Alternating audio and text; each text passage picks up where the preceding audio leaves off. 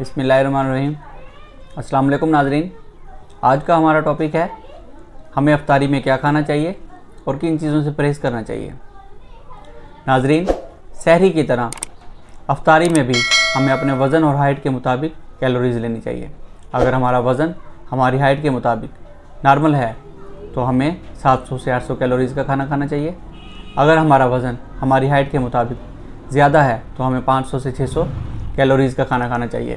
اگر ہمارا وزن ہماری ہائٹ کے مطابق کم ہے تو ہمیں 800 سے 900 کیلوریز کا کھانا کھانا چاہیے۔ ناظرین، جس طرح ہم روزے میں سارا دن صبر سے کام لیتے ہیں، اسی طرح ہمیں افطاری کے ٹائم بھی اعتدال اور صبر و تحمل سے کام لینا چاہیے اور متوازن غذا کھانی چاہیے، جس میں کاربوہائیڈریٹس بھی ہوں، پروٹین بھی ہو، فیٹس بھی ہو اور وٹامن بھی شامل ہو۔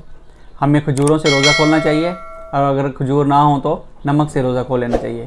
یہ ہمارے پیارے نبی حضرت محمد صلی اللہ علیہ وسلم کی پیاری سنت ہے اور اس میں ہمارے لیے بہت ساری افادیت بھی ہے۔ اس کے بعد ہمیں ایک گلاس دودھ پینا چاہیے، فروٹس اور سلاد کھانی چاہیے، نماز کے بعد کھانا کھانا چاہیے۔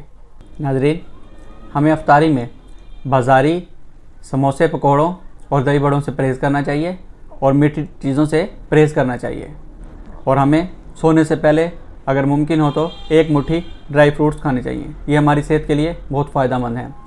ناظرین، اگر میری ویڈیو انفارمیٹیو لگے تو چینل کو سبسکرائب کریں، ویڈیو کو لائک کریں، شیئر کریں اور کمنٹ سیکشن میں کمنٹس کریں۔ شکریہ۔